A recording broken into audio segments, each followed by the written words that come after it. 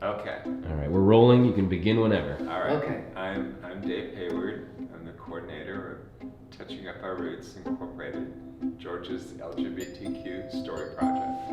And I am honored to be here with a living legend, Dr. Ara Dostourian. Wow. Okay. Living legend. Living. So far living. Yeah. So far living. Me Yeah. too. Living. Me too. So far living. So far living. So Yeah. we Yeah. we left off in our last interview where you had just completed seminary, I believe. Right. Yeah. That was I right. believe. And tell us Yeah, again so where I was, that, I where had, that was. And I had, as I said, originally, of course, I wanted to originally get into teaching, but then I got sort of diverted. I think we spoke about this maybe the last time, that I wanted to be a priest. Right. And after seminary, Now tell us again where you went to it seminary. was Episcopal Theological School in Okay. Cambridge, In Massachusetts, Okay. between 1956 56. and 59. 59. Okay. And then just very briefly, when I did, because I've already talked about escapades and experiences at the seminary, when I... Those wild house parties. With the wild house, right. Oh, those seminarians. Animal House. But yes. I wanted to, I knew that I didn't, at that point, I didn't want to be a parish priest, but I thought I might still be ordained and do teaching in the church. Okay. So at that point, I would have, there was an opportunity that I could teach in the Armenian Patriarchate in Jerusalem. They have a seminary there that I thought that would be good. Yeah. Wow. I didn't want to be a priest because of, I didn't see myself wearing all these vestments, swinging incense pots, and and then being, even though I was closeted, but on the gay issue, I don't think I would have survived in the church. But anyway, for those reasons, I said at least if I were a teacher, I could still be a priest, be ordained. There is, like especially in the Orthodox and Catholic traditions, you have priests that are ordained and that are teachers, that, PhDs or whatever. So I went to my bishop, and it was a new bishop. The old bishop was much more amenable to, he was a much more open person about taking care of his seminary students. But the bishop that I went, there was a new bishop that pretty much had a chip on his shoulders. And when I told him that I wanted to go to Jerusalem, he said to me, "What do you know? You know nothing." I mean, and I had, at that point, my education was higher than his. But he just, pontificated. Mm-hmm. And I said, well, I've studied here and there. He says, you know nothing. He didn't even know. And then I said, and he says, I've studied classical Armenian. And he said, how much classical Armenian do you know? But anyway, it really was really a downer for me at that point. So at that point, I said, why am I dealing with this? Why am I dealing with this church and all? And I said, look, I have been, I did originally I love teaching. I always wanted to be a teacher. And even, when I thought of being a priest, I wanted to do the teaching aspect of it anyway. So I said, okay, this guy doesn't want, he's not going to give me any opening. So I'm going to get a job. And since I was in the Episcopal, went to an Episcopal seminary, I had contacts. So through them, I was able to get a job at Lenox School for Boys. That's what it was called, Lenox School for Boys, which... was that in Lenox, Massachusetts? Lenox, Massachusetts, okay. Which the school had started in 1926. And ultimately, well, I only stayed there a couple of years, I'll get into that in a moment, but it finally folded in 1971, 72. Mm-hmm. But I just want to quickly say that I kept in touch with people, and I still go to we have alumni meetings every October in Lenox, and I go. But anyway, so then that was my new career. So you immediately basically bounced back and said, okay, I'm not going to be a priest, I'll be a teacher. Yeah, and much Okay. to the much. Was that easy for you? Yeah, because I think in the way I had problems with doing the liturgical stuff, and I was more into like sermons and the teaching aspect. So I was never crazy about. Though I love the liturgy, I was never crazy about doing liturgy stuff and all. So, and then of course the gay issue always was there. So I said I couldn't survive in that situation. So were you afraid that if you became a priest, that you might get outed? Yeah. And even one of my classmates who's gay in the Episcopal Church, and he got a job in Ohio, and then this was in the 50s, when it turned out that he was pretty out, and he actually was defrocked. Oh, defrocked. Well, which taken out. Well, wow. Catholics use that too. Yeah, the term defrocked. Right. His priestly functions was taken from him. So, so it wasn't easy. So basically, as I said, teaching has always been my basic thing. So and even as I said, as a priest, I would have just preferred being. I could have been a teacher priest. Right, teacher priest. So this way, at least I have some independence. I mean, I'm not on, and especially in a Catholic or I'm an Orthodox tradition. You have hierarchy and all, and that's hard to. So you really showed that bishop and said, "Look." Well, I said I don't need to. I got this gig. And if I knew what I know now, I would have, in a nice way, told them off. But I would have maybe said, "Your Grace, I have more degrees than you'll ever have," or something. I don't know. At that point, I couldn't. I'm more man than you ever be, well, more woman than you ever get. I think I knew the gay. That's why that would have been right. good. Yeah. Right. So tell us about the Lenox School. So Lenox, I was. In Lenox, Massachusetts. Yeah, well, I want to also say that when my folks found out, because I think you mentioned something like they were overjoyed that I wasn't a priest. Oh, they were. Oh yeah, overjoyed. because my mom and dad. Overjoyed. In fact, they were very, because they weren't religious at all. They didn't need that kind of crap, So anyway, so I went to Lenox, and it was in some ways it was a very tight situation where very family oriented. In fact, I might just quickly say that I was there 3 years, and eventually, I loved the teaching, but teaching high school kids, especially in a prep school, where you have a dorm, you're putting them to bed, you get them up in the morning. As a single person, it was even more difficult. At least married couples, there was leeway. I had to get somebody to sleep in my bed if I wanted to go anywhere, go for a couple of days. And even trying to go, like I was about maybe 150 miles from New York City. So I could take off some time and go down. And you were not far from Boston. Boston. Right. Boston, but my parents lived in New York. But I could go down the Taconic Parkway and have. But I couldn't. I'd have to stay. I couldn't do a night thing. I'd have to like Sundays, and even there, I'd have to get somebody to watch the kids and all. And it was like it was a very very. Confining environment, though it was very, very. It was very. How would one put it? It was very fulfilling to teach. It was a challenging for the kids and all. This was high school level and all.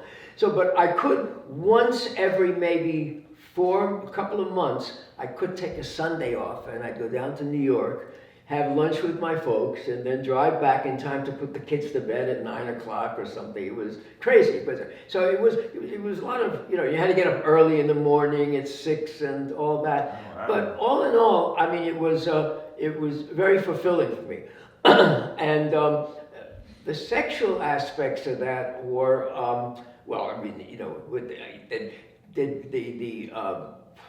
I wasn't. you know, it was attract. I mean, some of these guys, you know, when they're 17, 18, they're 17, you know, but there was no, you know, you could control yourself. But my side was okay. We had a couple of other gay teachers there, and they, you did? Yeah, they managed pretty well and all.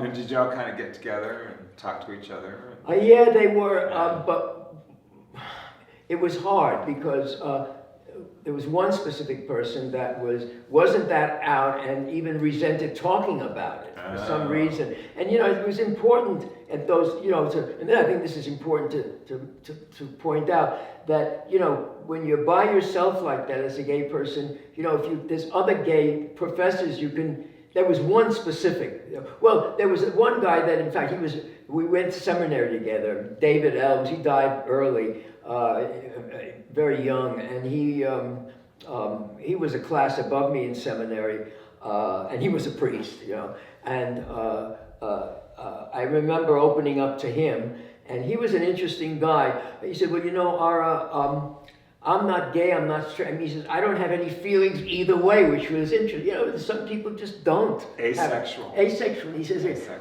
but he was very open to talking and all. But then there was another, the one I'm talking about. He was an English teacher, brilliant guy. He also was head of the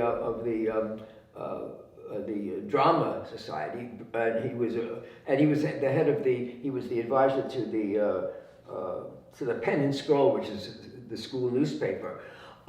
He was a strange bird because he was comfortable with his own gayness, but he didn't want to talk about it. And you know, and I needed somebody to share. Yeah.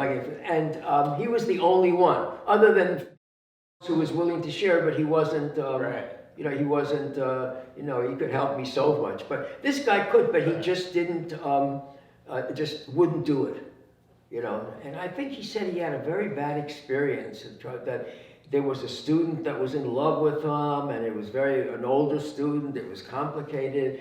And I said, well, you know, okay, you know, you've been through that, but I mean, all I want you to do is just, you know, to be a friend with me and to talk. Well, he was willing to be a friend, but he didn't want to talk about gay issue. Of course, you know, we're in the 50s. So you didn't have any romances with any other teachers? No, well, I didn't. Well, I wasn't attracted to this day. There was a friend of mine that was straight that I was attracted. I mean, and he knew it, but you know, we had a good give and take and nothing. You know. Right. And to be honest with you, at that, I mean, with the situation there, the only out I had, which was a pretty not the best thing, is I could go to Pittsfield was the town, about 10 miles away.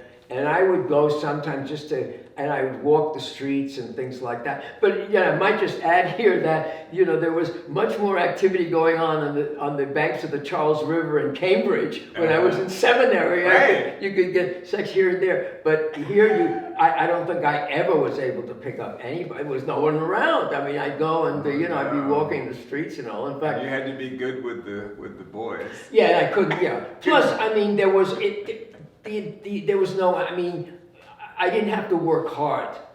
I mean, though, you know, again, I'm not, you know, I'm never attracted to kids. I mean, and this doesn't mean, I mean, I'm good or anything. It just means that I don't have that. 18, you know, I mean. Yeah, but you know, when you, well, 34, but some of the 16, 17-year-olds, and you know, I remember just, I was the dorm that I was in it was a converted carriage house, and upstairs there were apartments for servants. This was the carriage house for a local mansion, and they had bought it and converted it. And the mansion was they had offices there for Lenox School, and they had dorms and all. And I was the carriage house. Downstairs there were horse stalls, and kids had their beds in these horse stalls, you know, and then upstairs there were rooms, and then I had a couple of rooms as my apartment. So, but it was funny, you know, you'd hear rumors about kids jumping into bed with one another, and they were all, you know, well, it's an old boys' school. And I remember once we were doing I don't know before they went to bed, they were all in a line. This one kid, well, it was, I think, two of them that had, you could tell they had hard-ons. And I'm looking at them, and they're just standing there. I mean, it was, so, I mean, I can imagine what went on, and there was a rumor like there was an... But you were good, huh? What? I want to hear a story. Oh, well, there was, well, I got one or two, but one of the two that maybe involved, I mean, we'll get to it in a moment, but there was one older guy, and his father was a teacher there, and he was, I guess, he was in the fourth year of equivalent to fourth year of high school, and he had an affair with a guy in the that was a couple of years younger than he was. Okay. Nate Benjamin, and his name was Phil Potter. He was a nice looking guy, and I think they even said that they must have, there was anal sex going on. But I can imagine, these things go on. It's a school. What are you going to do? So, and again, when you see some of your students with hard-ons, before they go to bed and all, I mean, I don't know. But anyway. Now, let me ask you a question. Yeah, so but did go one ahead. of the students, did any student ever come to you and Well, I just say, well, I just- have gay feelings, or never. Yeah, as like a listen, you know how counselor? You know how well. No, they won't. Well, let me put it this way. You know how you talked about, the older guys, dirty old man trying to get a kid? Yeah. Listen, I've had experiences where, and even outside of it, where kids, even in their teens would come up and say, I want you or something. So there's always, There you go. But there was one, his name was from Rhode Island, and he was a good, nice looking guy. And I don't know, I took him someplace. I don't know. I had to take him to the doctor or something. So we get back to the school, and I say, "Okay, we're here." And he pushes the seat back, and he goes and he leans back. And I said, "We're here," and he said, "I don't want to go." And he said, "I want you." I said, this doesn't work. I mean, as attractive as you are. So I had that, and then there was another. And that was the end of that. You broke his heart. Well, yeah, right. And I get thrown out of school, but I'm just, and then, and again, it's still not that I'm not perfect, but it's a power issue, and Yeah. Now, I don't know if I were, I wasn't bombed or anything, but I don't know what would have happened. But he was, so that happened. And then another time, a student, I can't remember his name now. He was a drama student, a drama queen. No, exactly, a drama and he was queen. gay as a goose. And Gay as a goose. he came up, he says, "Mr. He was in the apartment, and he said, "Mr. Please, I've got, I want to go to bed." I said, you just can't, But anyway, so I'm sure this is nothing unusual because you have a lot of that going on. And I think, again, when my friend, my gay teacher friend, who got burned because I think he did have this student that came and he opened the door, and the student, he said, this was before my time, and the student just came and hugged him and said, "Oh, Dr. Wood, I want you, please."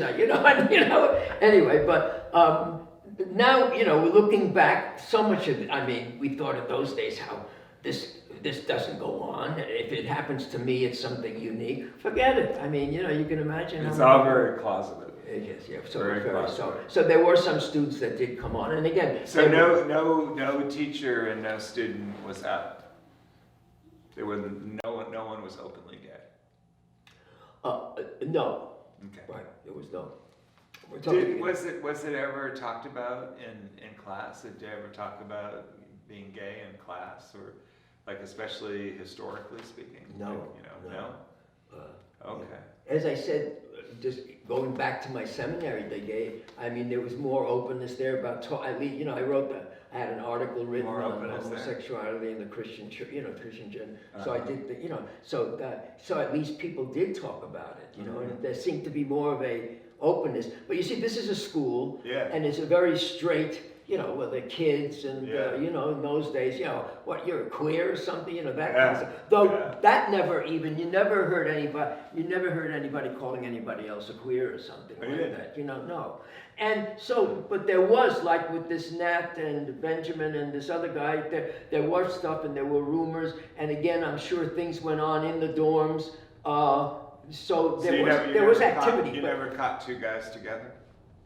You never, like, no. walked in, here you are. No? That never happened. Okay. No. Though I think one or two of my professor friends did mention that, but and of course, it was an open, well, of course, down in the stalls you had, I'm sure things, and I think once or twice somebody said to me, well, this guy and this guy were doing it together, at night, but I never, and if I would have seen it, I'm not going to, more power, no, I wouldn't. Go, boys, go! I would just go for it, boys. I would just ignore them, so it was, but all of that, what sub rosa, as it were, went on. Sub rosa. So I was giving the Latin. Well, I think it's interesting, too, to talk about, because people have a hard time believing that now, that it was really totally undercover and completely closeted and not talked about and not acknowledged and, not even discussed. I mean, and a lot of people could have used a lot of counseling. I would have loved to have somebody to talk to about it when I was a teenager. Now, I had, and maybe I didn't get into Atlanta, but I can just quickly go back. In seminary, there was this Dr. Batten, who was very, very feminine, and he was married and all, and I opened up to him, and he was very understanding. Okay. So I had, it's interesting, just to make a comment on this, that in seminary, maybe because people were older, but in seminary, you could open up to people, but here, you just couldn't. Again, David Wood was the ideal one to open up to, but he just was, couldn't handle it. And then I got to know, there were two brothers, twins, the Chelsea twins. Their dad was a dentist in Pittsfield, and I got to know them and their family very well. In fact, I went over for Easter and things, and I think once I made I haven't done it in a while. I made shish kebab. My mother taught me how to make paklava shish kebab. I made a whole Armenian Easter dinner or things for them. So we were very, very close, and I got close to the sons. There were two. They were twins. They weren't identical, but they were twins. And one was gay and one was straight. Oh, really? And I got to know them both, and I got to know them, and we opened up and all. He was good about talking on all that. But I have to say, once I had an experience. Well, his brother became prefect. In senior year, then you're in charge of a dorm with a master, with a teacher. So and he and his brother. Well, you can choose your roommate. He chose his brother. So they were in the next. I was my apartment. They had a room next door. Oh. So because we had to confer and all this stuff and all, and I did get infatuated with the gay brother, right? Mm-hmm. And at one point I had been drinking, I guess, and I was ready to go, and I went and I knocked on his door, and again, I wouldn't have done this if I wasn't Rob, but I'm still, and I said, Mike, I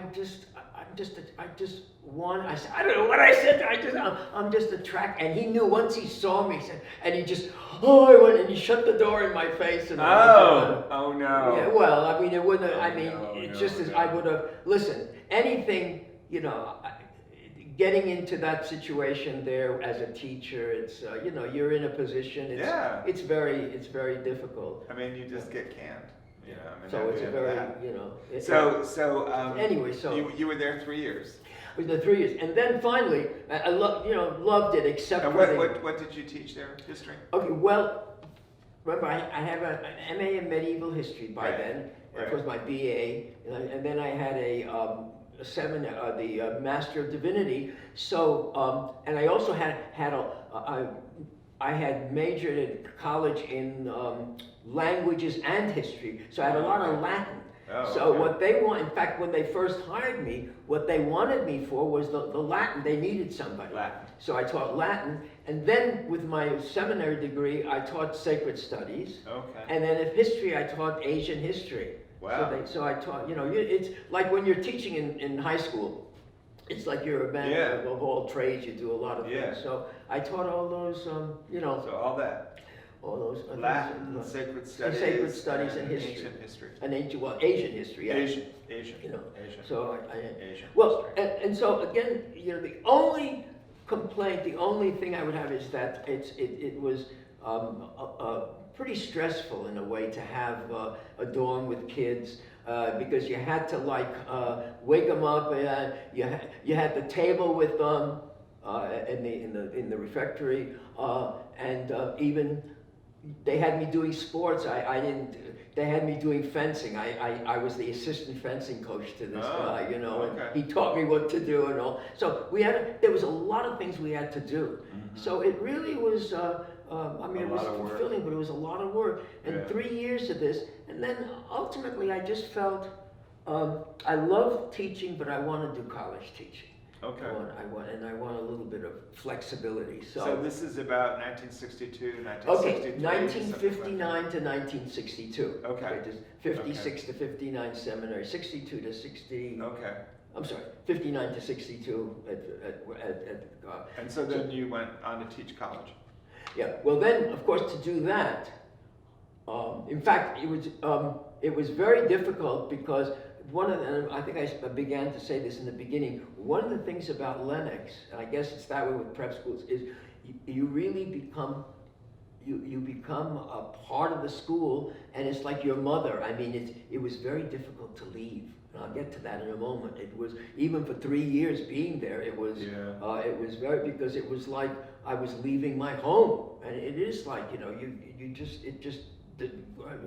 And in fact, the headmaster, they call him headmaster, the principal, wanted me to stay. He said, because my first year wasn't too good. I've always been bad at disciplinary, and I wasn't a disciplinarian. And like, for example, I'd be walking by with another master, and we'd go by this dorm, and the kids would call, Ara, Ara, they're playing with me, and this guy would, he was an older master, he said, are you gonna put up with this? Well, I said, hey, what can I do? I mean, you just have to ignore it, and so, and I. They're calling my name. Well, they weren't, right. Well, they wouldn't do that like in class. They must have Right. Dr. Mr. Well, I wasn't a doctor then, I was Mr. Dostourian. But it was hard disciplining them. Mm-hmm. And in fact, I was the way the setup of the school was, the main building was away from my dorm. And one of the good things about my dorm was, it was this carriage house of this mansion that they had bought out. The good thing was that there were no bells to ring, and there was more freedom, you felt, and it was a nice atmosphere. The dorms were horrible, so. That's good. But the first year I didn't do too well, and the headmaster came to me and says, look, Ara, he said, I'm thinking, you're loose with the kids, you need to be more disciplined, and you're far away from the main dorm. He says, I am thinking of shifting you to the main building, because there were a couple of dorms there with teachers and all. And I said, Dr. Curry, in all respect, I mean, I love being here, but if you do that, I will leave. I can't, because that was, Right. And I think he understood. And then the second year I did better. He said, oh, you're doing better. And then the third year I was doing okay. But then I decided to leave. Right. And so the first thing they asked me, he said, you were doing so well. I said, Dr. Curry, the only problem is I really feel this. If I do not leave now, I mean the third year, I might never leave. And so he reluctantly let it go. And then I applied. Actually, my first choice, I just didn't have that yet, was Princeton. And there I was going to study Middle East, I had studied Arabic, but I'd have to get into Arabic language and that. But I mean, they had a high I mean, I had a good record, but not good enough for Princeton. So my second choice, and then would be Rutgers. And that's I would be in Byzantine history, so it's at least Near East. And I got encouraged by the head of the department, who was he was the Byzantine specialist. Because he the first an accent he was Greek from the other side, but I mean some people said that he put on this accent because he came to America when he was 12 years old. But he says, "Oh, Dostourian, you are Armenian." No, I didn't. What was it? I applied. The guy I applied to was the head of admissions, who was in American history. So I'm talking to him in the office. Karanis, this is the guy that I was going to study under, comes by, and the guy says, the American historian says, "Oh, Peter, here, I got a guy here that wants to study under you." Oh, he says, "Very interesting." And then he comes in and says, "Oh, Dostourian." And the first thing he said, "Do you know classical Armenian?" I said, "Yeah. I've studied it. Yeah. It's not modern, it's classical, but I studied it at Columbia." And he said, "Take him immediately."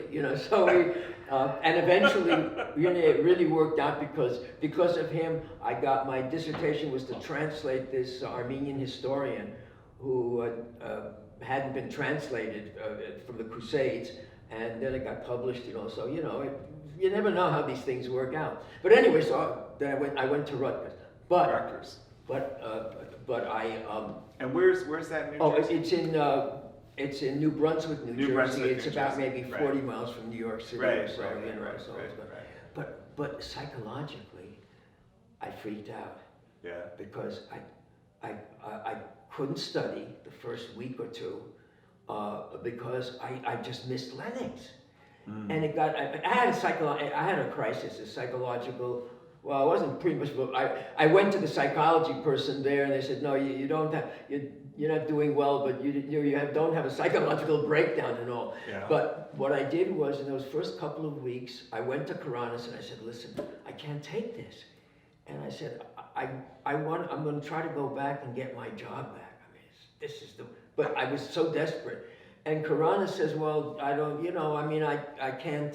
I mean, whatever you want to do, but that's a shame because, you have these possibilities and you're in classical Armenian, you can do this, but, when you're in that situation, So what I did was I went back. Well, they didn't have any place for me at at the Lenox School, but there was a school that was tied to Berkshire Country Day School. It was an elementary school, private, so they had a place for me. And so I took that. Oh. But then after a week, I freaked out. And then finally I went to the guy, and he was an Episcopal priest. He was a nice guy. That ran there was an Episcopal priest that ran the Lenox, was an Episcopal school, but BCD was run by this Episcopalian. So I went to him and said, "Don, I can't take the job." He says, "Ara, look, when you came and asked me, I knew you weren't going to take it." I mean, I knew you were in some really bad situation and all. So I said, "Yeah, I've just got to go back and try to work things out." And then when I went back, I was able to. But that whole year was rough. Rough, it was horrible. In fact, I remember when I towards the end, I was trying to look for a job, and I remember, I could go, the weekend, sometimes I could go back and see the folks and stay with them. And one weekend where I was waiting on a job, I had applied for a job at Rhode Island College, and I didn't know if I was going to get it. I was in the shower, and I was just crying my heart out. And then when I came out of the shower, my mother said, "What's wrong with you?" And I said, "Mom, I was just crying because I really want to, I want to get this job at Rhode Island College." And sure enough, I mean, it worked out. So I was at, I got my degree work done, did some summer school, 1.5 years, because they gave me credit from my MA and my seminary degree and all. So I did it in 1.5 years, and then my prof wanted me to stay, and they could give me a stipend to finish up with the dissertation. And I said, I got to go back into teaching. I just couldn't handle it. So he reluctantly let me do it, and he was good because he stayed with me to the end. So and did you finish at Rutgers then? yeah, then eventually, well, I got my job at Rhode Island College in 1962. I'm sorry, 63. 63. 63, I got my job. Okay.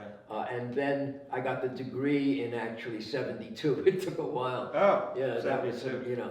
so I was in West Georgia when I got the degree. But So how long were you at Rutgers then? actually, just for 1.5 years. 1.5 years. Yeah. Okay. Where I could get all my coursework done. Okay. So. And let me interject here. I want to ask Ara. Lenox was your first teaching position. Yes. So what was it that? Because it sounds like it really, really touched you in a way that showed you how fulfilling teaching can be. Yes. And that was kind of maybe what caused a lot of the pullback and the drawback to being in that teaching role. Could you talk a little bit about that fulfilling feeling? Because you said it was very, very confining and difficult, but so fulfilling. Well, because I guess I really found out that this was my job, my career for the rest of my life was basically teaching, which really meant for me to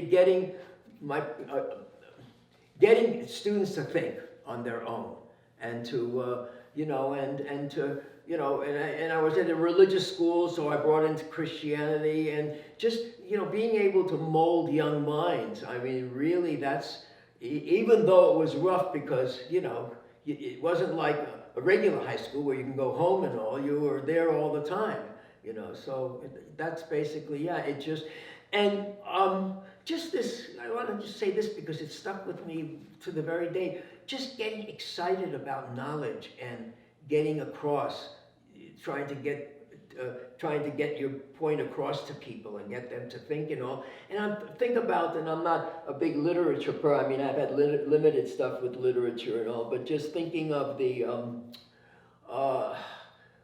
Chaucer's his Canterbury Tales, and the guy that was was he a teacher? He was a clerk. Well, that really. Actually, that's the Latin word clericus. It actually means somebody that is, it talks about somebody that's a theologian, but in the medieval sense, a theologian was one that his basis was education, because you're trying to get across Christianity and all. So, and this guy, this clerk, remember, was, it said that, Chaucer said that he was willing to teach and willing to go beyond even teaching. There was an expression. So I always sort of identified with that. Okay. So, and even So when you say go beyond teaching, what do you mean? well, ultimately getting people to think. And let me just think about that a minute, because it's also and in thinking and in exposing students to all things, trying to make better human beings. Well, the term that's used is the humanities. And when you talk about the humanities, all the stuff of the culture about music, art, history. And I just, even in those early days, I got, I was able to see the whole picture. That, art is part of this, and I think I always, and now I'm even more developed on that now, much more conscious even now, and just thinking of, like, a lot of people don't, people say, well, the Encyclopedia Britannica, for example, it's really become like a learning tool, in that the way it's designed is to get you to see all the facets of human endeavor and human knowledge. In fact, since the 70s, they've redesigned it. Now it's online now. I think the last print edition was in 2012 or 2010 or 12. But being informed by that, in the sense of, when you talk about educating people, to educate them in the fullest way, not just to teach facts in history, but to talk about music, to talk about art, and to see how all of politics and see how all of this fits together. Well, to put it all together is, starting actually even in seminary, not in college, in seminary, I was taught, and there was a great teacher of church history there, but he also taught us how to look at history and of all culture, and to see that how it's all intertwined together. And as I developed in my life, and even now I'm learning new things, I'm just seeing more and more connections. So I mean, the basic thing is when you're teaching students, ultimately the major thing that you get to is to try to get them to see that all the connections, that all of knowledge is connected, whether it's music, art, history, or something. And one of the things I might say as a historian is it's good.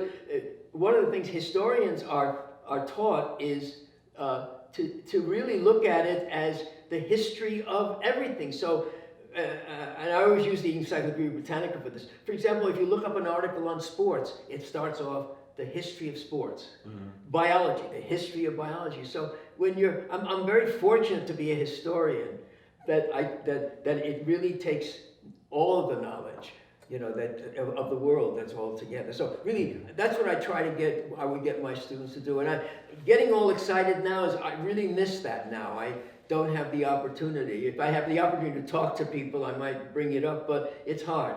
But when you have a rapt audience, Captive audience. Captive audience. Thank you. Captive audience. Captive audience. So after you Okay, finished so at Rutgers, then where did you start teaching? At Rhode Island? Rhode Island College. Rhode Island College, in and that was 1963. in Yeah. Okay.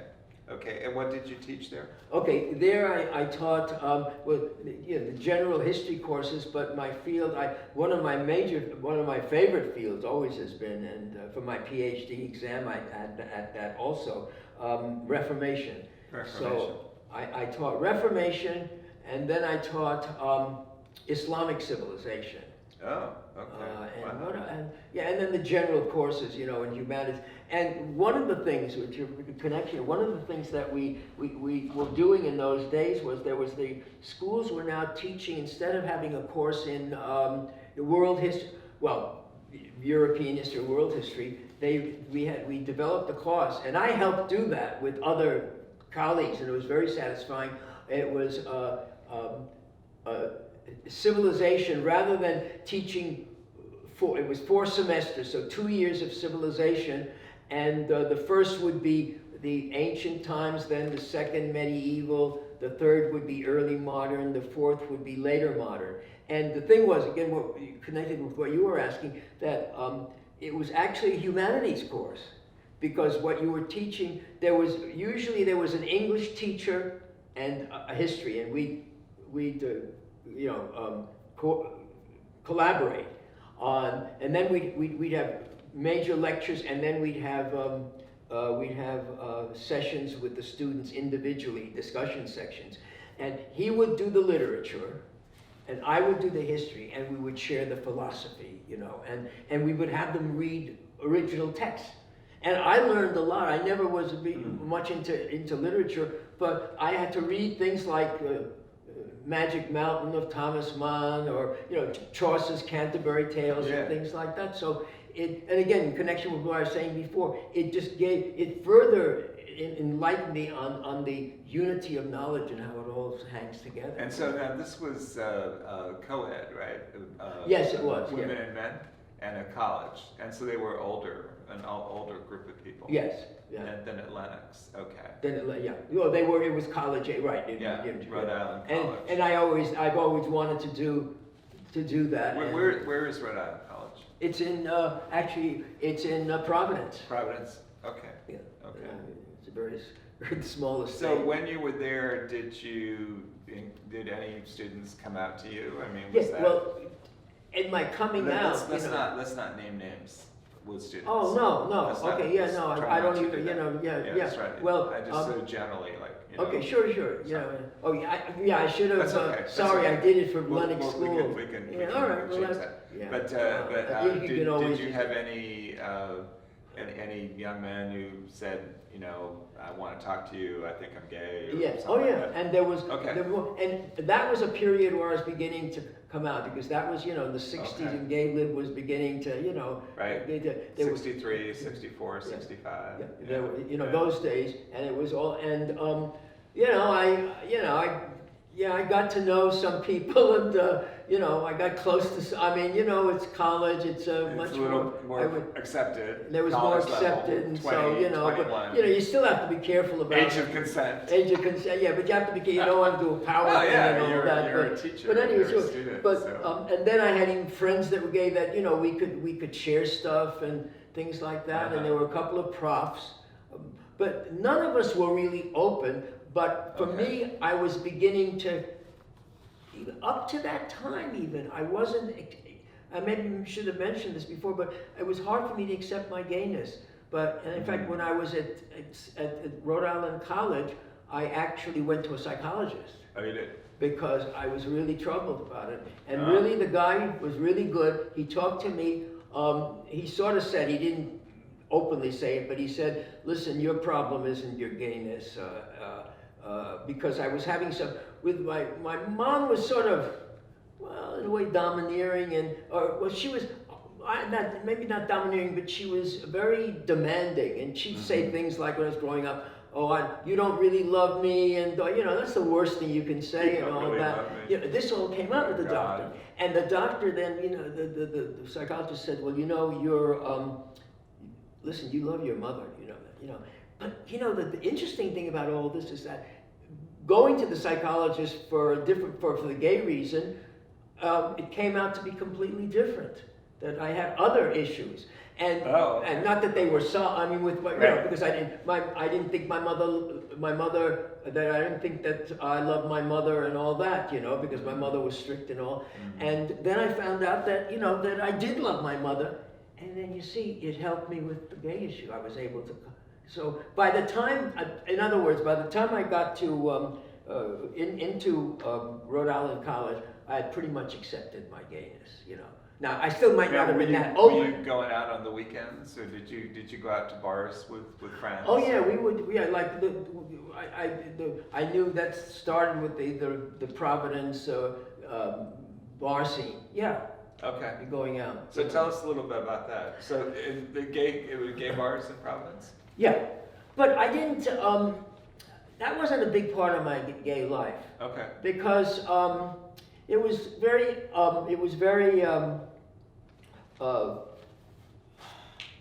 it's at the tip of my tongue. It wasn't personal, very impersonal. Impersonal.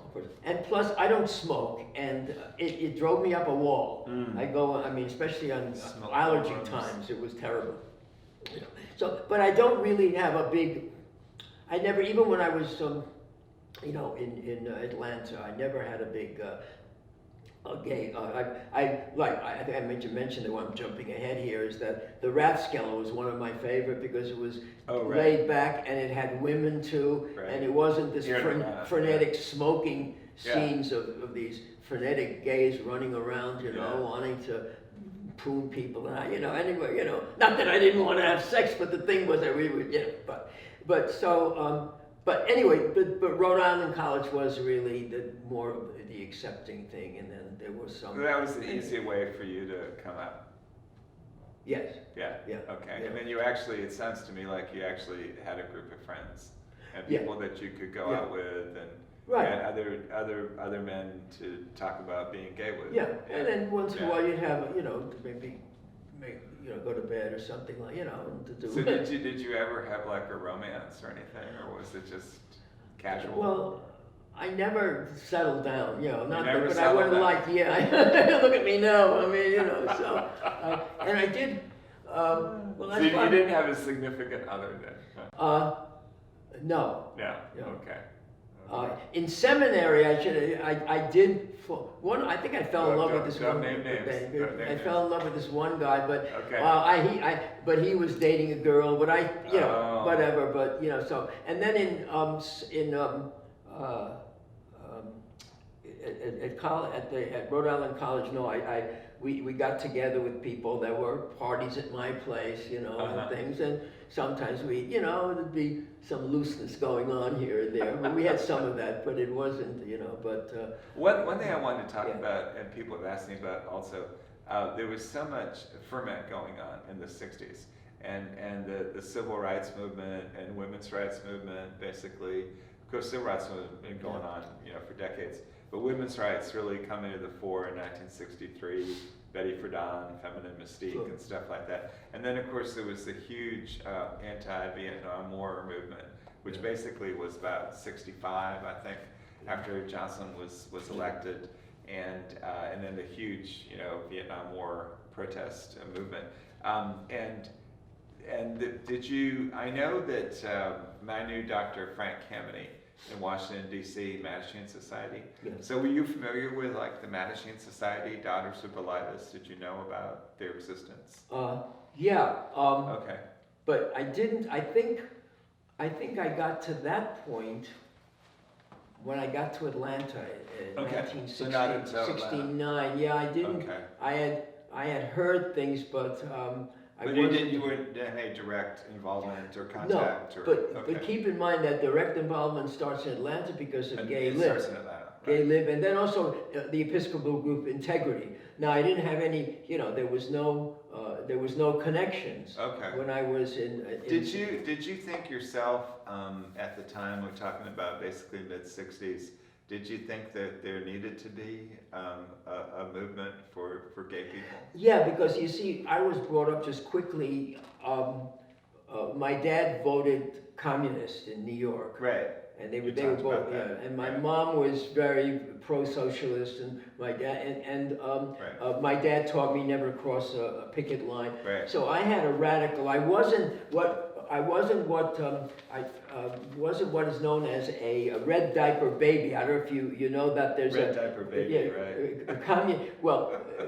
Kids of communists, like the socialist organization I belonged to. Some of the older ones, I read their parents were communists. Right. So I was indirectly connected, but so I was so. My socialism, and then in seminary I finally joined the Socialist Party in 1958 when I was in seminary. Yeah. Okay. And then I continued my connections when I was in at Lenox School. And I remember I wrote a couple of articles on socialism, in the Pen and Scroll paper. And I remember even expounding on it, and there'd be a lot of criticism. One thing, I just need to say this, we did have a guy, remember I told you about that guy that he was very strict, and he said, these kids were calling Ara, and he said, you shouldn't do that. Right. Well, he was hired by the headmaster, he was a communist, and he had gone through the, what was the guy, Senator, McCarthy. And he was one of the victims of the McCarthy era, but the headmaster saw value in him, and that's unusual. The headmaster was very good. He was a conservative, but he was very good. He hired this guy, Wow. And Wow. He, at that point he wasn't, he still was a communist, but he didn't. He didn't belong to the Communist Party. So let me ask you this, because it makes me think about it. So did you ever have any fear about being called openly gay, about being outed that way, like the whole McCarthy kind of thing? Because that's what he did, the whole sort of witch hunt. Yeah. Well, actually, I was getting into the West Georgia. I was. When I got the job here, West Georgia, I was wary about two things. Okay. My being a queer and my being a communist. And being a communist. And I think to jump ahead, it was, and I think I've told you this personally at one point, or maybe, but when in my second, I was up in I came in 69, and then got my degree in 72, and then in 76, I might as well jump ahead because we're going. In 76, I applied, I went up for associate professor, which would give me tenure. And I was afraid because I was, this is 76. Right. I've already been the advisor of the gay group there. Right. Okay. I was also advisor at one point, it didn't last, but to a socialist group. Okay. So I was afraid that, something would happen. Double whammy. Yeah. But luckily we had a president, Townsend, who has eventually, who was from Indiana, and he didn't take, he was pretty open. He was very supportive of his teachers and all, and he didn't put up with this crap about commies and things and queers and all. So I remember at one point when I was applying, I had a party at my place, and there was some people there, and the whole issue of gay and communist came up, and we started, and one of the students, her father was on the state legislature. So she went and told her father, not snitching on me. She said, oh, there's this professor that, tries to get us to think about this, and he talks about communism and socialism and gay and all this stuff. And the representative, I don't know who he is, freaked out, called the president, and the issue wasn't the queerness. It was the socialist communism. communism. He says, you got a communist on you. And the president said, he gave my name and all, and the president said, thank you. He said, but thank you for telling me, but I'm supporting him, and hung up or something. He great. did. So that, Wow. So, but here I'm being afraid more of coming out as a queer than as a commie, and the issue is being a commie, not a queer. That's so, interesting. So, Well, let's just in terms of chronology. So you came from Rhode Island College to West Georgia College. Yeah, Is that what you did? Well, okay. So you were there from '63 until '69, basically. 68. Okay, to '68. Then, and not to get into deep, but then they didn't want to give me tenure. Okay. Now, They did. the issue, it could be gay, but for some of them I just didn't fit in, or I don't know. And also a few of them said, oh, Ara will never get his degree. So you see, that was used as an excuse because I didn't have it, Right. So and then actually I had students marched. Well, it wasn't just me, Right. but it was basically for process, because they were firing me, and it's not, you're firing a professor without due process and all. So that whole thing came out and all, and that's a. So you were actually fired. Yeah, in fact, the dean that had hired me. Supposed to lay it off. The dean hired me, the one that hired me. No, he was the head of the history department. And he was a Christian. Actually, he was a Methodist Christian, and he hired me because he liked my background in the Reformation. Right, the Reformation. I wouldn't have, Right. and But then he became dean, and then all this happened, and then he hated me, And in fact, the acting president at that time, students demonstrated. In fact, students went to the acting. It was the acting president. He was the vice president. He was acting president, and they said we support the Dostourian. And you know what this guy told them? Oh, you know that the Dostourian is a homosexual? And these students were just, well, I was sort of known, but it wasn't, Right. it wasn't that open, but son of a bitch, just uses that, he said, and it was so. So did that hurt your support then? Not from the students. Not from the students. No, that made, because again, the 60s, they were pretty flexible. Right. There were a couple of students really that, that were in my class that really resented having a gay person, but that was where most students were very open on this issue, they didn't really care. So, that might have been part of the reason, but really the major thing was the degree. I didn't have that, and they didn't. And after all these things, it even got worse because the department came together, and then they all, wanted me out and all. And in fact, this guy that was the dean said, he said, well, you're good only for high school. You're not a college. You're not college teaching material. And he would say all sorts of things. Well, you've been doing it for 5 years. Yeah, well, that's. And so then, how'd you end up coming to West Georgia? Well, then I got it. I was lucky because of my connections with Armenian. My degree, my PhD dissertation was this Armenian historian. Right, right. Harvard, Harvard at that time had well, it still does. It had it had a Near East division, and the guy that ran it actually was a Jewish rabbi whom I had when I was in seminary. We could take courses at Harvard. I had taken some courses in Hebrew with him, so he liked me. So when there was an opportunity that I could get a teaching and research associateship at Harvard to finish the dissertation and then to teach a course in elementary Armenian. Which of course, here's the dean saying that I can't. That really surprised them. I mean, people said, well, yeah, he got thrown out of Rhode Island College, so he got accepted at Harvard. So it was a boom. So I was a year in the summer, and they gave me a stipend. In fact, you were at Harvard. Yeah, Oh. I was I was a reresearch associate. Oh, well. So they were paying me to finish up my dissertation and to get it and all, and they paid me for the year and the summer. It was over $8,000. Sweetheart deal. Yeah, and at Rhode Island. By the way, Rhode Island College. I mean, they threw me out, but I did. They can't. They have to give you another year. Okay. But and in fact, I wasn't going to, what am I going to do? I need to get off with going with life. So in fact, my next year's salary was the same that I got in the year before. That was $8,000. But from Harvard, I got even more than that. I got the $8,000. But it's a pretty big leap to go from Harvard to West Georgia College. Yeah. So talk about that. Well, just simply, I wrote maybe over 100 letters.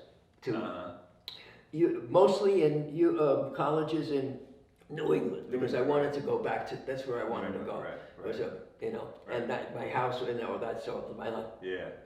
It was a bad year. Nothing turned out. Oh. And then finally, I got 2 bites. One was Southwest Missouri State College in Springfield, Missouri, where you're.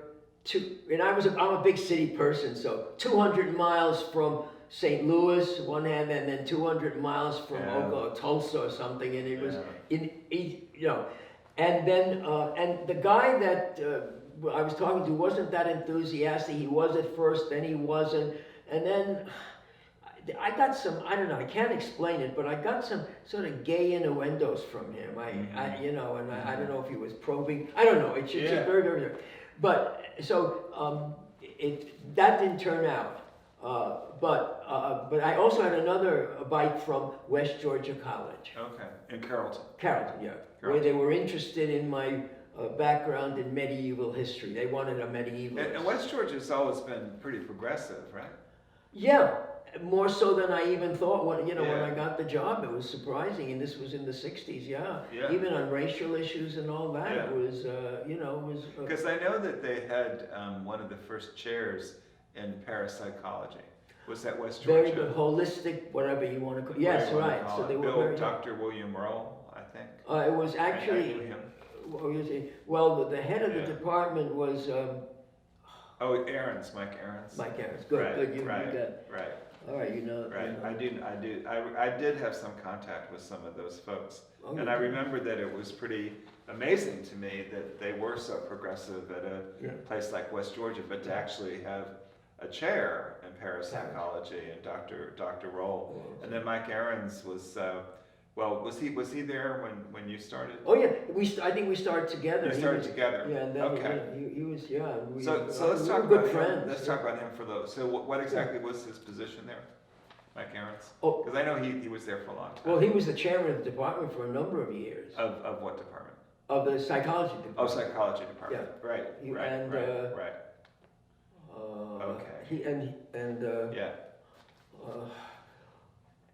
And very, again, it was very, very open. I would imagine, and that wasn't the only. There was just an open atmosphere, really, and I really attribute. That's why it was perhaps a little easier for me to come out, and then to have the first gay group of any college in the Georgia system. I know. And Georgia. So all of So you visited and you liked it and you thought that it was pretty receptive, and then you knew it was really close to Atlanta, to a big city. yes. So But again, I go back. That wasn't. It was well. Okay. But still, that was. I had some concern, but I also had concern on the communist thing. So both of those, it made it. In the beginning, but I think the bottom line really on it, and this has maybe something to do with even the Southerners. In some ways, with all the hang-ups, Southerners are more accepting in a way of people on the gay issue, or even on, now again, for the politicals in Atlanta, the communist thing was worse than than the gay. But the atmosphere, I said, well, I would take like baby steps, as it were. I mean, for example, let me just say this because which was a catalyst. I wasn't completely out. Maybe this was in the early 70s. And again, but what helped me, of course, was you people in Atlanta. You see, that contact with then with you, and I mean that really was great support. So did you know about that before you actually started West Georgia? I started West Georgia, and then I don't know how I got the Great Speckled Bird, and that was the initial. And we've taught, and that's where Steve and Steve at least my interpretation. Steve, I called Steve, and he said, "Yeah, we're working on it," and all that, and one thing led to another. Right. And then once it got started, and whenever that early period, then the first big breakthrough was when I had him over, and Bill Smith was there too, at the school. And where to West Georgia. Yeah, where you remember where he was expounding, and there were a bunch of students, and Steve was very laid back and very soft spoken, and this one male, after he had said some stuff, he said, "You're disgusting," and then Steve said, "You're beautiful." Oh, wow. And that was very, very, very, very powerful and all. I know. I remember that from our last interview. It's like that was really profound.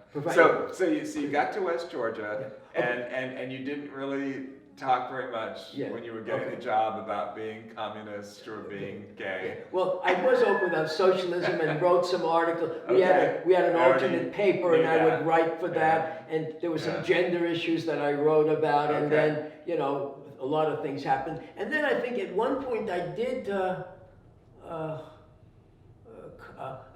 a paper on coming out as I wrote a paper on the gay issue and just said, well, I'm a responsible gay Christian or something, and that who did you write that for? That was for the West Georgian. For West Georgia. The West Georgia. And in fact, the for guy for their newspaper. No, I'm sorry, I didn't. I wrote some stuff, but this one was an interview by a student. Oh, a student interview. Yeah, and he started off by saying, "Well, how do you like?" He put it this way: that here's a guy that's gay, but he's also a Christian, and that was something new. I mean, wow, it's you Christians, you're gonna fire in hell, you're Christian, and you're communist, so all of that, really, it threw them off. But I want to say one thing in the beginning that really was also another catalyst that got started and got some support from the students. There was a fraternity called Alpha Nu Alpha. It wasn't a official. I mean, I think it was a local that these kids had set up themselves. And I think part of it was because Alpha Nu Alpha. Yeah, Alpha Nu Alpha. It wasn't a regular Sigma. It wasn't one of those like international, national. It was Delta. And I think looking back, part of it was that they were sort of an independent bunch of kids that didn't want to affiliate with something, but they wanted to set up their own. So they set this up.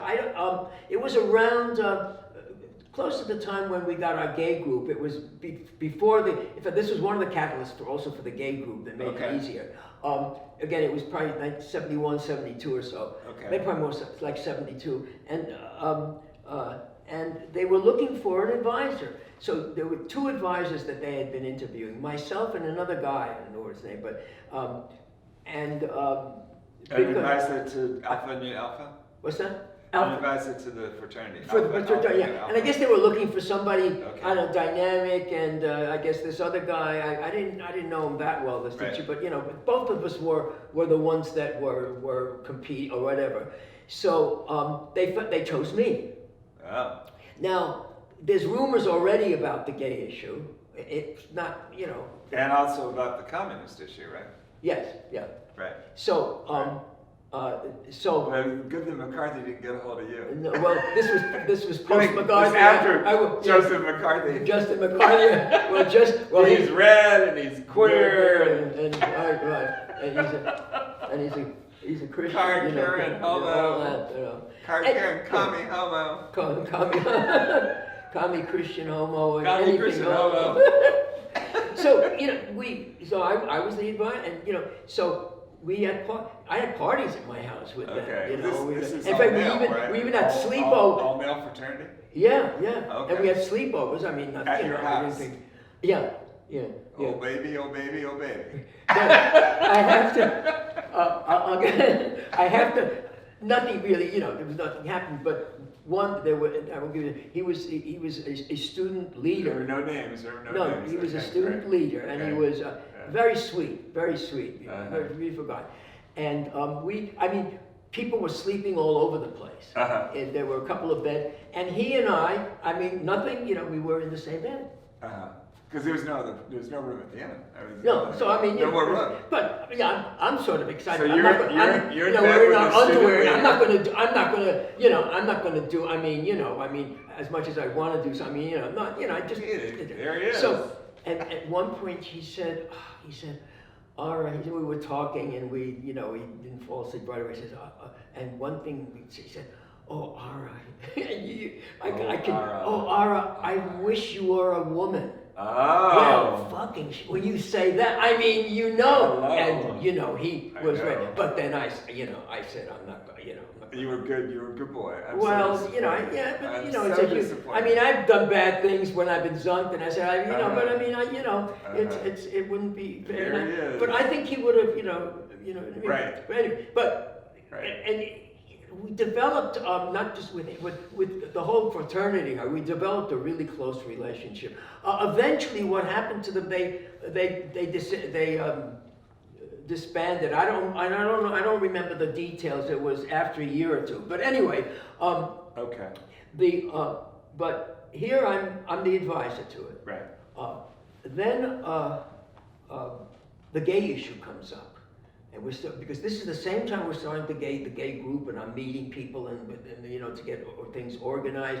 Once in a while, I'm getting a student saying to me, "Hey, this Dr. Dostourian, what's this with the gay issue and all?" And then if they ask me, I don't volunteer. I say, "Well, look, my job is to teach you history. But if you're going to ask me, I'm going to answer this, So I said, well, I'm gay. We're getting a gay group started. Oh, wow. Now, when was that? Was that like 1970? This is about afternoon 19.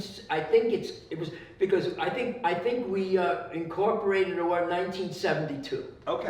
Okay. So this is about the same time that I am the advisor to Alpha Nu Alpha. Right. Okay. And things are getting heated up. This is right after, a little after Steve came, and of course I'm involved with Gay Lib in Atlanta, and also all these things are coming together. Right. So and I'm getting questions from students now, and Right. some of them are a little belligerent, but some of them aren't, So it's it was funny, we'd get the politics would be part of it too, because the issue would be gay people need their rights. And I remember at one point in the class I was talking about gay rights, and I compared it to because it was at the same time the black civil rights movement. I said, like black people, and this woman in the back, a black woman, you cannot compare gays with blacks. Cannot compare. And I said, look, what I'm doing is, it's a matter of civil rights, but she couldn't see that. But the issue came up, and I'm sure some of them agreed with me, And, Right. So there was questions coming up. Well, okay, then finally, it was pretty obvious. I was the advisor and all. I think we had set it up, and Alpha Nu Right. people came up to me, a few of them, and they said, Dr. Dostourian, they knew, they knew, we support you. Right.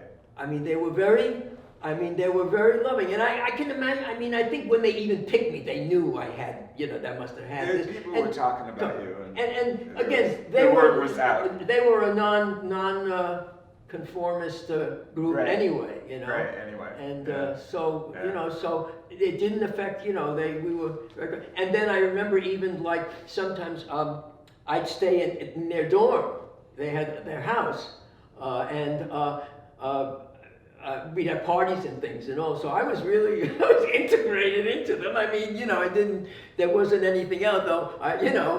It worked out all right. I didn't, So let me go back. Okay. So you got to West Georgia about September 1969, something like that. September 1969, and you pick up the Great Speckled Bird, the newspaper, and you, what did you do? Go ahead and call Steve Abbott, who was writing for the I don't remember paper. exactly, but I would read, and there were some articles on the gay issue. Steve Abbott was writing them. Yeah, Right. and there were indications there that we need to get a group started and all Right. that. Right. So, but it took a while. So I was. So I was impatient. did you finally talk to him on the phone? Yeah, well, I got impatient, and I finally called, Good and call. I'd like to speak. I was reading your articles. I said, Yeah. when are we going to get this thing started? He Yeah. said, I think we've been.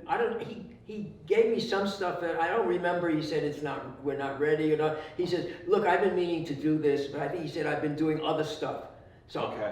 I'm going to do it. And then 2-3 months later, we got the group, that first Which is group. maybe about 1970, something like that. Maybe 70, Next 71, year. right? 70, yeah, that was 71. it. And that was after. I mean, there might have been other things like with Burleson, but So let me just interject a little Okay, here. yeah, go So ahead. and I don't want to get into a debate no, go ahead. Yeah. about No, I wasn't. when and where and how. Okay. But the Bill Boykin, who just passed away October 6th, you knew him well. I knew him well. Yes. So he is my source for things starting here. Yeah. And we do know that from the Great Speckled Bird that there was a raid on the Ansley Mall mini cinema, the Okay. little theater in Ansley Mall, Yeah. that was showing Andy Warhol's Lonesome Cowboys. Yeah. And so that was a raid on August 5th, 1969. So it's like 5 weeks after Stonewall, basically. And what Burl told me was that there was a big backlash, a big outcry Right. as a result of that raid. And that he said that, we can check this out with the Great Speckled Sure, Bird. we had talked. He said that there was a big meeting over there at the New Morning Cafe, which was a coffee house in Emory Village, where Emory Village is now. And the building doesn't stand anymore, but he said there was a big meeting there about 5 weeks or so after the raid on the movie theater, and that there was a big outcry about that.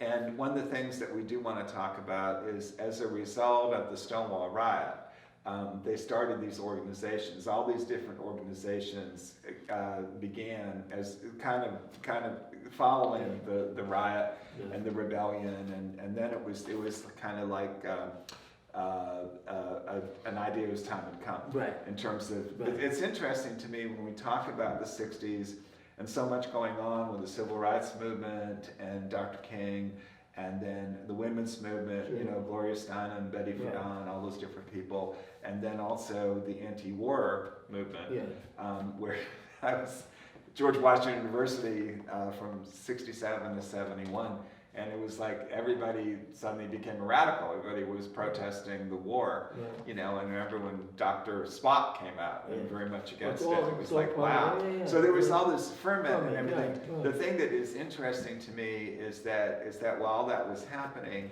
then we were still, as gay and lesbian, bisexual, transgender people, whatever, still very much in the background. And that there wasn't, there was the Mattachine Society that was going on, and the lesbian group Daughters of Bilitis, but it was really, it really was Stonewall that really kind of changed, and just that. When Stonewall happened, you were aware of it, right? That had happened. It was right there in New York City, in Greenwich Village, and yeah. So you weren't, you didn't go down there or anything like that, or? No, I'm not sure what. That was the summer of '69. Summer '69, I was getting close to, because my consciousness was Right. there about it, and Right. the politics. But actually, I think my first that I marched was in 1971 was. I 71. marched in the New York Because one. the very first Well- Stonewall March was 1970. It was the first anniversary Right. of Stonewall. I was in the So from second. 61 I to marched in the 70. second one. The second one. Okay. And then I also, I Okay. think, marched in the third one in '72 Okay. with some students from Georgia that came. Well, Oh, you went out to one that I was that. close to, he came and stayed with me, and then we went down to New York and Okay. marched in that. Did you go to the Stonewall Bar before the riot? I mean, No, no, I never- didn't, no, didn't I know went- about yeah. it or. I had heard about it, but I Yeah. didn't, there wasn't. And remember, Yeah. I wasn't the bar person to Right. begin with, so, Yeah. and, You might go to a bar occasionally. And Right, right. and again, that Stonewall thing was, of course, I was always, as a socialist, I was political. So Right. That's where. Were you excited when Stonewall happened then? You think, oh wow. Yeah, I don't remember everything, but Right. as I said, I do remember marching and all, Right. and doing Right. that. So Right. and then of course, then we got the gay lib here, and then Yeah. that helped me get. Well, So we let got me gay- contextualize that a little too. So Okay. you're here in '69, and you call up Steve Abbott through the Great Speckled Bird. And did you finally meet? Did you finally have lunch or coffee or something like that? Or- I don't remember everything, but I But think. you did actually meet him. I think I met him, but I think I met him at that first meeting that we had, which again was, Oh, it okay. was in the, from it was in the early part of '70, I think, 70, and I, okay. well, I'm pretty sure it was because, if I marched in, I didn't, I'm pretty sure that it was in that early, and again, you can check with the Speckled Yeah, Bird we're and glad all, to and check then, on the exact time. and then that. Because what girl told me, Yeah. and then of course memory, especially after 50 years, Oh, yeah. was that as a result of that raid, then they at least began to plan to have a Georgia Gay Liberation Front. Yeah. And they might have even, I'm sorry. Yeah, so And they might have we even can- met. We can.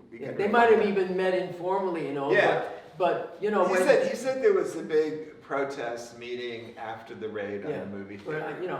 and I was, well, if there was on 60, I had just gotten here, Yeah, so. and that was actually and I before was you just got beginning here. to get into the, into Because the. that was Speckled- in August, and then you didn't Yeah, get here till in September. So And then I so- think when I spoke, actually But when I kind of the spoke, when I beginnings. spoke to, Steve, it was actually the early part of the next year. oh, in Because I was getting 1970. the Speckled Bird, and then I was reading some, Right, and right, and then right, that's right. when he said, "Hey, let's get together." And I let's get remember together. that first meeting with Bill saying, "We're gonna call this." So the so your GLF." first meeting, you met with Steve Abbott and Bill Smith. Well, it was a bunch of us. Yeah. A bunch of you. Yeah. It was don't remember. like a gay liberation front meeting maybe. Well, we hadn't started it yet, but it was yeah. But we were Beginning when we Yeah. met. The intention was to start this. to start it. So Okay. and then just and then Okay. what are we going to call it and all this. Do you remember if Bill Boykin was there? Vaguely, I don't. Okay. For some reason there's a Right. Yeah, I'm See, sure. that's I'm what I sure he discovered, was. too. I'm sure he was. Yeah. You'd have to be. And if I, some people stood out and some Right. people didn't, and for Right. some reason he didn't at that point. And or maybe So what I want to do just for a minute is kind of compare notes. Okay. And I first visited here in 1971 when I was still in college at George Washington University. What month? I came with a friend who worked for George Washington University, and he had to come down to Atlanta, and I think he had to return a car, Okay. as I remember. Yeah. So. And what so month was this? This is about February 1971, and I was still in college. I didn't graduate until June of 1971. So we came down together. Excuse me, and it was my first visit to Atlanta. And I got to, meet a lot of his friends who lived here in Atlanta. There was a whole group of people and everything like that. And I was trying to decide what I was going to do after college, where I was going to go.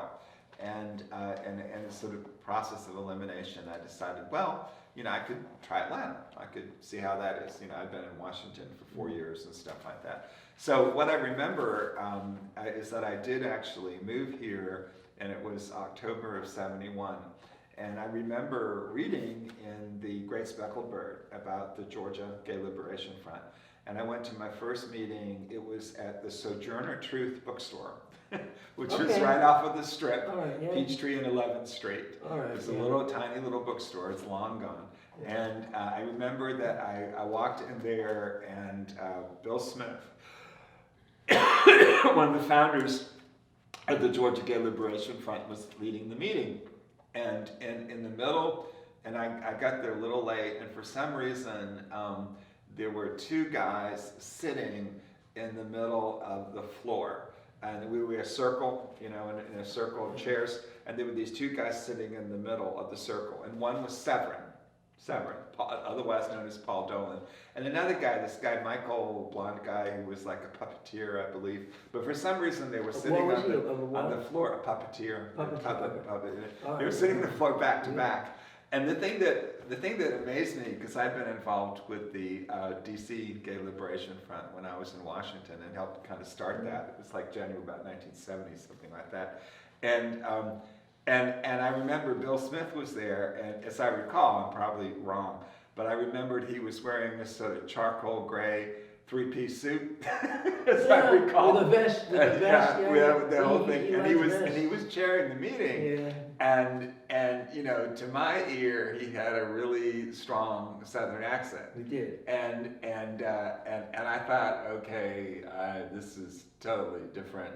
You're in another world. This is not my experience in the Yeah. Washington D.C. Gay Liberation Front. And so I met Bill Smith right away, and also Severin, otherwise known as Paul Dolan. That was his basically. You didn't his meet me drag there?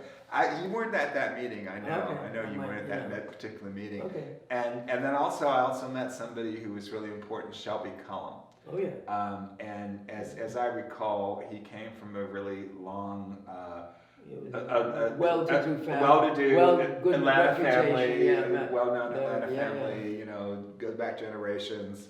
And it was kind of something of a deal, a big deal that he was like this openly gay liberation front person, and very active and involved in something like that. I remember one time he told me, he said, well, Dave, we've been running this ad in the Great Speckled Bird for a long time, asking people to come and be part of the Georgia Gay Liberation Front. And he said, and you're the only one who's come out of that ad who is still here.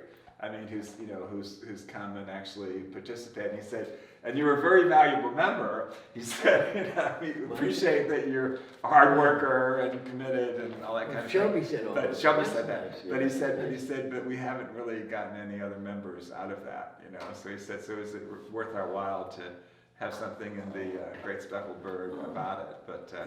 But then what I remember too is that there were a lot of people who were around, who were part of, I remember specifically at that meeting Severin for the first time and meeting Bill Smith for the first time at that meeting. And this was you said 70? October 71. October 71. I'm certain about that. And what I remember too, and this is sort of like, maybe we can compare sort of culture clash, because I remember Bill took me aside and he was saying, okay now, so where are you from? And I had to tell him, well, I went to George Washington University, I just graduated and everything, but I'm originally from New Hampshire. I was born and grew up in New Hampshire. And I remember he said to me, well, I just want to tell you, Dave, that if you go down to 5 Points, and you holler out, you scream out, you shout out Sherman's name, you better be prepared to be ripped apart, limb from limb, to be dismembered on the spot. If you go down to 5 Points and you shout out Sherman's name. And it was sort of like, I had to like think, okay, Sherman, who was Sherman? Who exactly was Sherman? And why I would do such a thing in the first place, why I would go down to 5 Points and holler out Sherman's name. But it was funny to me because I think he's such an interesting person, and that he was very much really kind of the founding person, maybe along with Steve Abbott, Burl Boykin, of the Gay Liberation Front. At the same time, a real son of the Old South, and that whole kind of thing. And also remember, when he's telling you these things, it's also sort of tongue-in-cheek too. I mean, because I guess. I thought he was because- very serious about. Well, but don't do that. Well, look, but if you yeah. do, Well, I it's think going to be the still, end of you. Yeah. Well, I think he was playing. I mean, yeah. He had a way, I Could think, be. of Could be. presenting, but it Could was, be. yeah. But I mean, he was making the point, of course, that Right. because Southerners are still fighting the Civil War. In fact, Yeah. in a way, they maybe still are. In some Which ways. is Some sort of people- like, I didn't really have any sort of frame of Yeah. reference about that. It's Yeah. like, for the Well, big that's- thing growing well, up in New I England was- was the Revolutionary War. Yeah. And Yeah. 1776. Well, I had, with my historical background, I had some background, So but you knew still, some- you knew it more was, about it than I was did, probably, yeah, yeah, but it was right. it was an eye opener. But I also remember there was a woman who I remember being a big part of it, Vicky Cabrino. I don't know if you remember Vicky Cabrino or Vaguely, not. yeah. But vaguely. she was a big part of it, and we talk about her a lot too. And then Burl Boykin, and then also Judy Lambert. And I remember she and Bill Smith were the co-chairs in 1972 of the Georgia Gay Liberation Front. So they were the co-chairs together. It was the balance of women and men that was good, and in some Yeah. cases, women even dominated, and that was good too. And of course, remember, these women, a lot of these were in the midst of the women's movement too. They were feminists. So Well, one of the things that happened for Judy, I remember, was that she got some flack. She got some backlash from other women for being part of the Georgia Gay Liberation Front, and Yeah, just the fact that it was called Georgia Gay Liberation Front, and then she was getting some pushback from people about that. And then in 1972, that's also when they formed the Atlanta Lesbian Feminist Alliance, Alpha, and Lorraine Fontana, who's still around, was one of the founders of that. And that was sort of that was perceived as being, okay, this is a women-only group, and then we need to have this to sort of counterbalance. But there were still women involved in the gay, so There were still women involved. I mean, yeah, and that was one of the things that was important is that she was the co-chair, and she had a position of, because the whole idea that we had was they were our only officers. And other than that, we saw ourselves as a collective. And we talked about being the core collective of the Georgia Gay Liberation Front. And we worked together to and there was no kind of thing about president, vice president, chief financial officer, CEO. No, it treasurer. was a give The only and take. two was the I co-chairs. mean, it was a very Bill Smith and Judy Lambert. it wasn't a top-down thing. And Bill also had grown up here. He had grown up in Atlanta, and I think his father worked at City Hall for a while. Yeah, I think Something of all like that. of all the Something people, like he that. was the most. Well, he and I guess Cullum had the most ties to Atlanta. Yeah, Shelby Cullum and Bill Smith. Oh, are we? Yeah, okay. I think. So anyway, I just wanted to. So then. You should let I gotta get back. Oh, okay. We sort of come to a stop. I have to So let's so then you started. Did you go back and forth from Carrollton to Atlanta? Yeah. I mean, you would come and visit and got to meet Bill Smith and. Yeah, well, I Steve was Abbott involved more and- so that, and then my church was in Atlanta. Yeah. And then I belonged to an Armenian group too, that community, and then I got involved with some of that stuff. I think it's really interesting when I talk to you about how you straddle all these different worlds. Yeah. Because you've got a foot in the church, and then you got a foot in the Communist Party, and you're part of the Gay Liberation Front, and then also you're maybe the first openly gay professor in Georgia, and started probably the first student group. So that's well, I got and again, I have many as it was, and Many identities, and again, it connected with what we were talking about before about the different aspects of civilization and history being involved in different things, and not concentrating on one thing, and so I've always been that way, which makes me I'm not the scholar that publishes books and things like that, but I'm a generalist, and maybe the expression you're a jack of all trades, but what's the expression? But not a Master of none. Master of none. Master Yeah, of so, you know, All right, that's a good point to stop. Thank you. Okay, well, Appreciate thank it. you. It was Thank you great. very and, much. yeah, Thank you, Keller. Thank you, Keller. And it was very enlightening. I mean, We finally got to Atlanta. I'm glad to